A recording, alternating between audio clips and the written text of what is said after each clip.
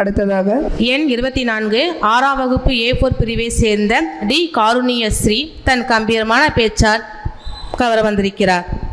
எல்லோருக்கும் எனது இனிய காலை வணக்கம். நான் எடுத்துக்கொண்ட தலைப்பு நான் விரும்பும் பாரதம். கொங்குமலை சாரலிலே குளிர்நிலவு தென்றலிலே தங்கம் மலர் பறித்து தமிழ் தாய்க்கு சூட்டிவிட்டு சங்க தமிழ் தந்த தங்க தமிழ் மொழியில் தொடங்குகிறேன் எனது உரையை.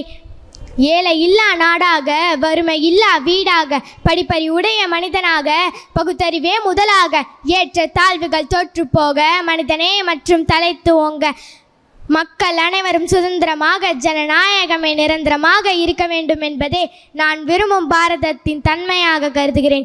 இந்தியா ஒரு விவசாய நாடு என்பது நாம் அறிந்தது. எந்த ஒரு நாட்டிற்கும் ஒரு பாரம்பரிய தொழிலுண்டு. நம்முடைய பாரம்பரிய தொழிலான விவசாயத்தை நாம் கவனம் செலுத்தாமல் போனால் இந்தியா ஒருபோதும் நிரந்தர வளர்ச்சி அடையாது. நான் விரும்பும் பாரதம் இயற்கை வேளாண்மையில் சிறந்ததாக இருக்க வேண்டும். நான் விரும்பும் பாரதம் தீவிரவாதம் இல்லாத பாரதமாக இருக்க வேண்டும்.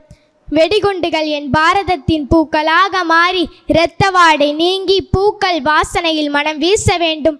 நான் விரும்பும் பாரதம் பெண்களுக்கான பாரதமாக இருக்க வேண்டும். 33% அல்ல 50% இடஒதுக்கீடு பெண்கள் அகிலத்தை ஆளக்கூடிய பாரதமாக இருக்க வேண்டும். நான் விரும்பும் பாரத நாடு பசிப்பட்டினி இல்லாத பாரத நாடாக இருக்க வேண்டும். இங்கு ஏழையும் உணவு உண்ண வேண்டும்.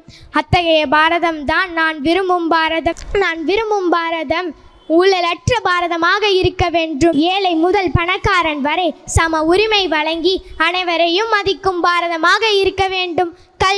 கல்வி அது ஒரு ஆயுதம். மனிதனின் பகுத்தறிவை கூர்மையாக்கும் ஒரு ஆயுதம். இத்தகைய கல்வியில் மேம்பட்ட பாரதமாக இருக்க வேண்டும் எனது பாரதம். 100% கல்வி வேண்டும் என் பாரதத்தில்.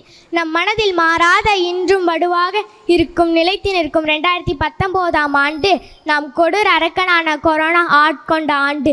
என் பாரதம் என் உயிர் பாரதம் முகக்கவசம் அணியாத பாரதமாக இருக்க வேண்டும். மேற்கண்ட பாரத தாயை மேம்படுத்த திரண்டு வா எனது இளைய இந்தியாவே. வீழ்வது நாமாக இருந்தாலும் வெல்வது என் பாரத தாயாக இருக்க வேண்டும். என் உரையை கேட்டு மகிழ்ந்த அனைத்து பாரதவாசிகளுக்கும் நன்றி, வணக்கம். கார்முகிலும் வானிலவும் விரும்பும் இந்தியா, பெயர் படைத்த புகழொழியை பெற்ற இந்தியா என்றும் நான் விரும்பும் இந்தியா பசிப்பட்டினி இல்லாமல் இயற்கை வளம் நிறைந்த நாடாக சமத்துவத்துடன் இருக்க வேண்டும் என்று கூறி சென்ற மாணவி காருண்யஸ்ரீக்கு நன்றி.